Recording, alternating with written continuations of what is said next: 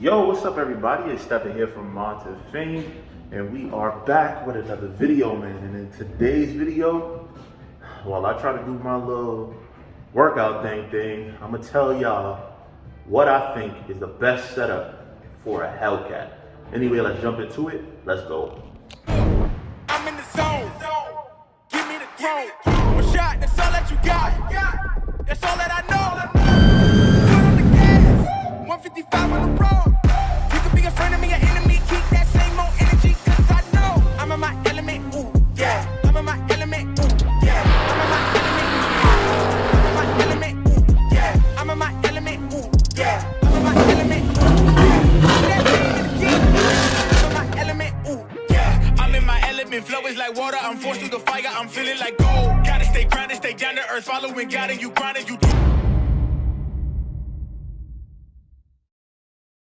Alright, so listen, man, I hope it's not too distracting while I'm trying to do two things at once, but it's definitely a conversation that I wanted to have with you guys because I get a lot of DMs asking me, alright, so I got a Hellcat, what mods should I do? So, because I am the person that has been through pretty much every iteration of a Hellcat, what I'm going to do is take you through my journey. I'm going to take you through from being fully stocked, the performance that I got fully stocked, to where I am today, which is over 1,200 wheel horsepower in a Hellcat. So starting out, I got the car, as you guys know, you know the whole story.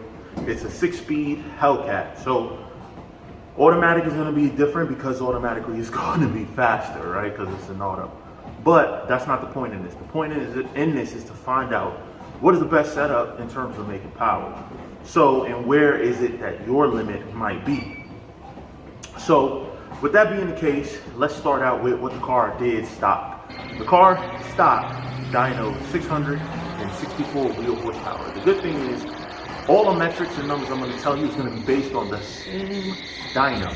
Same dyno, same location, so one for one, I'll be able to tell you what each mod did in terms of performance increase. So, first mod that I did was, I got a Diablosport tuner from Diablosport, and I used their Trinity tuner. Now, I wasn't necessarily ever planning on using their tunes. I just needed the software so that the tuner can write to my computer. So, therefore, while I had it, I said, why not? Let me see what it does. So, I threw their 93 octane tune on the car, and after throwing their 93 octane tune on the car, we dynoed it. The car dynoed 694 wheel horsepower. So, it picked up 30 wheel horsepower to be exact where it came back at. So 100% perfect. Like, that's what they claim, and that's what it did. These are all on DynoJet, by the way. But that doesn't matter because I'm showing you the difference in power numbers. So if it was high, it's going to be high from the start. If it was low, it was going to be low from the start. And the difference is what we're calculating. So after that, I then added a JLT intake, and at the same time, I did a set of Stainless Works catless mids is what I added to the car. And with those two things, stock boost, the car made 719 wheel horsepower. So intake and catless mids together added 20 wheel horsepower, a little over 20 wheel, about 20 wheel horsepower is what it added. So between the tune from Diablosport and those two mods, I picked up 50 wheel horsepower, which to me is significant. And I ran a car like that for a while. I actually enjoyed it. The car picked up good power. I felt that power on the street. And then I was ready for more. For some people, this might be all you need.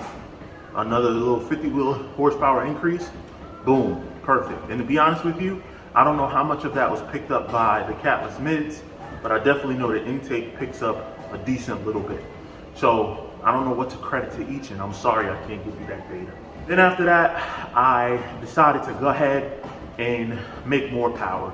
So to do that, contacted Team Hellcat, and we got a game plan together. We did a upper pulley, a 2.80 upper pulley. A lot of people do 2.85. I did a 2.80, which was in between 275 and 285, which would still allow me to run pump gas 93, but you know, will make a little bit more power, right? So the reason why I use ZPE Grip Tech is because I didn't want to deal with belt slip, and their pulleys have a material on it that keeps the belt from slipping. It definitely 100% works.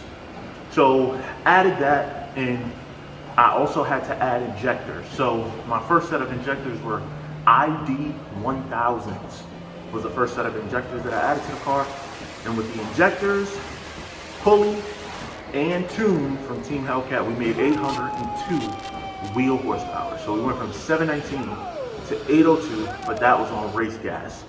On pump gas 93, the car made 57 or something like that. It was 750 something, almost 760 on 93 pump gas. Now, to be honest with you, this is where most people stop with Hellcats, because with this setup right here, your car is highly capable. It's a fast car. So then what did I do after that? Well, I decided that I wanted more power. So I pulleyed down to a 265 pulley. And once I added the 265 pulley, we never dynoed the car again, but it went from like a 6.8, 60 to 130 in my car down to like a 6.5, 60 to 130. So that's a significant jump. So I would estimate that that's probably adding at least another 30 wheel, at least, to pick up that much in 60 to 130. So after that, what do you want? You always want more.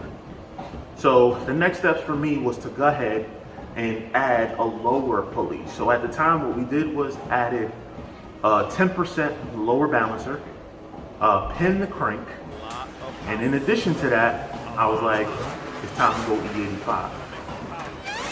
The reason why you want to go E85 with Hellcat is because it picks up so much power, because everything runs a little bit cooler.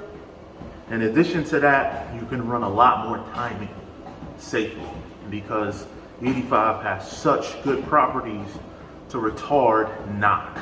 But before we continue with this video, quick message from our sponsor. Yes, sir. That's right, man. You know what time it is to talk about this big Purp giveaway. Right now, every $5 spent on moddefame.com gets you to enter to win this wide-body Dodge Charger RT. That's right, man. So it is a Hemi 5.7 wide body, crazy purple, crazy stars in the roof, crazy white leather interior like Tesla. It's amazing. Check out more pictures on moddefame.com. But in the meantime, back to the video. To add E85, I had to switch up the fuel system. What I did was add a dual pump system. And my first dual pump system was from Ford, sold by Illinois. They put together their own package, which included like a 4 hat, 2 Hellcat dual pumps. I believe I had to upgrade my injectors from 1000cc injectors to now FIC 1200 injectors was my next setup after the 1000s. So 100% great setup, no issues whatsoever. That car then made between 880 and 900 is what a car should make when you do upper, lower, and E85. It's pretty common. Now, I could have pulleyed down more. Remember, I still had the 265 from before. So I could have pulleyed down more, but I didn't really see the need because the car was plenty fast. But it was time to go a little bit faster. So I went up to the next stage, which was ported blower. So I sent my blower out to Joker's Performance.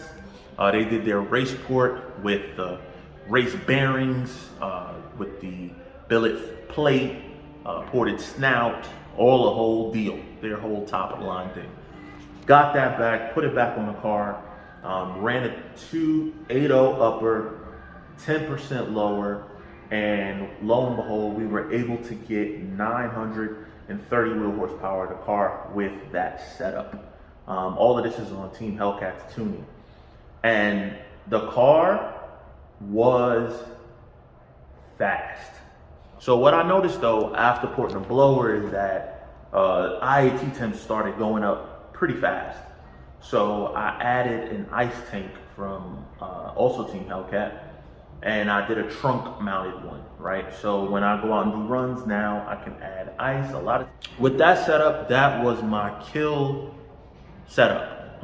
Like I said, I could have pulleyed down more, never felt like I needed to. Car was making about 930 wheel horsepower.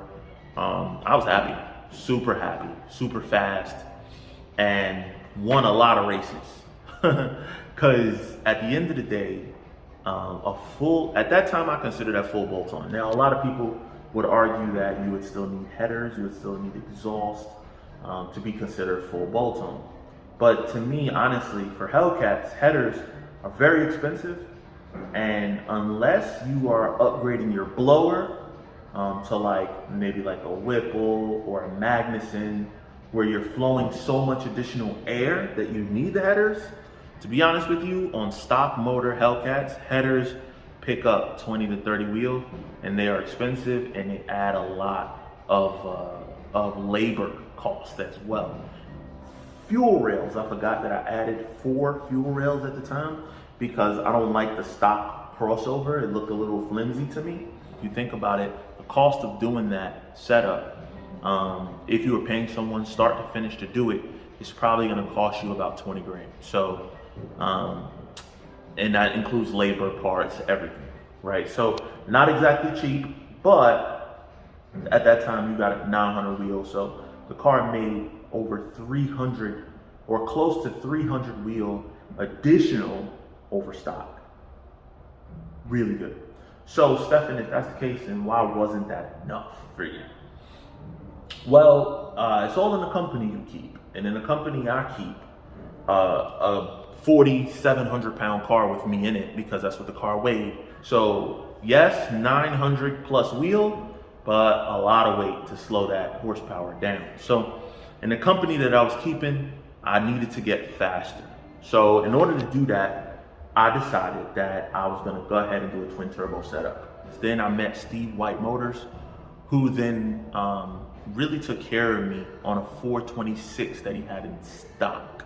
So I ended up putting a 426 forged bottom end in the car, and this motor has been absolutely beautiful, flawless, makes tons of torque without trying. So now the car has 426, and then I went to twin turbos, as you all know. Because I removed the blower, I ended up going with a G1 Pro billet intake manifold that was also water cooled, that has cooling bricks in it.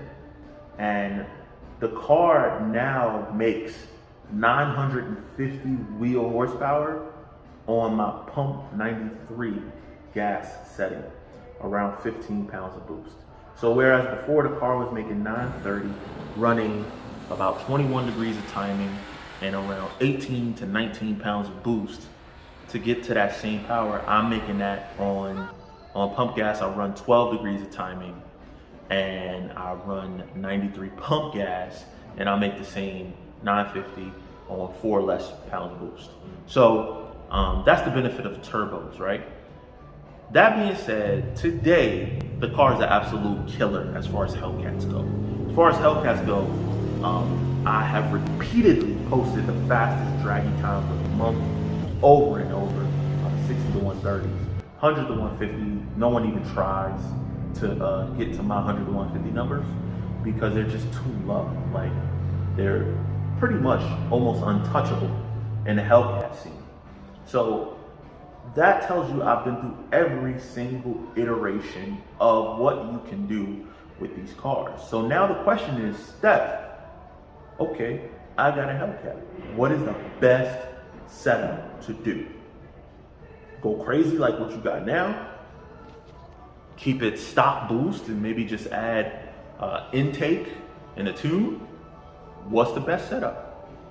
The answer to that question is whatever setup works best for you. Whatever setup works best for you is the best setup. What does that mean? I made a video that said about modding a car, before you mod a car, a questionnaire that you need to answer. I need you to go back and look at that video, and that'll help you to understand my thought process and what I'm about to tell you now. There are a lot of people that's very happy with a stock Hellcat. That's their dream, that's what they accomplished. They don't need nothing more. And to you, awesome, I salute you. And then there are some guys who just want a little bit more. Maybe they just want a little more sound, or maybe they just want to hear the supercharger a little bit more. So to do that, they add an intake and they do a mid-muffler delete. If that's good for you, salute to you.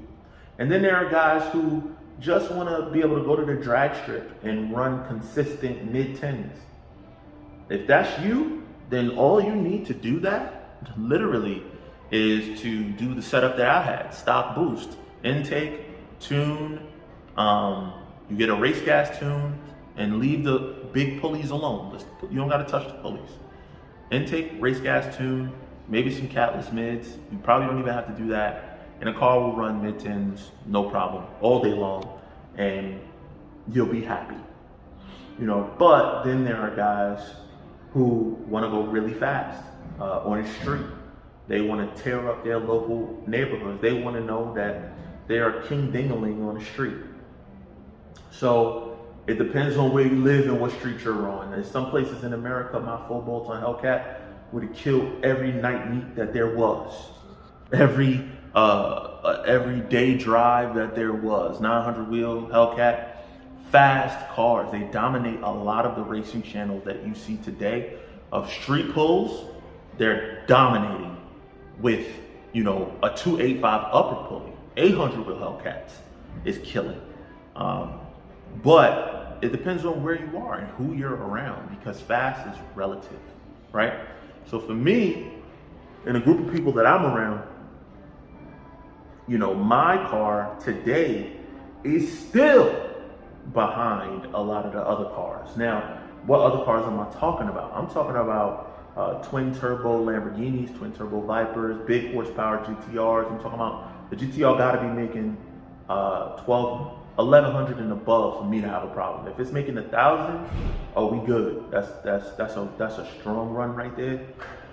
I should have that covered, no problem. Porsches need to be making over 1,000 for me to have a problem with. But pretty much any lightweight car making 1,000 horsepower and up is where I live now. But the cars that are faster than me are the ones that are making my same horsepower, but they weigh less. So, you know, you got 1,200, 1,300 horsepower Audi R8s. You got 1,200, 1,300 horsepower GTRs. You got 1,200, 1,300 horsepower Porsches.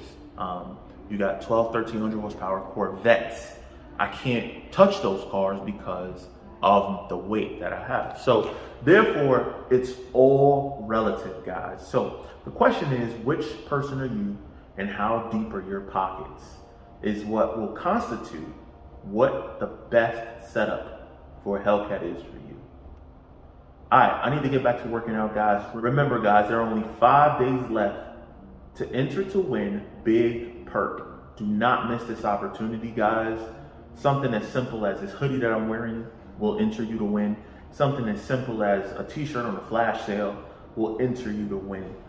Cost of product, some of it low as $25, or stickers will also enter you to win. And those are, I believe, 2 for, or I believe you can get like 2 for 20 or 1 for 10. So there's no excuse why you can't get entered.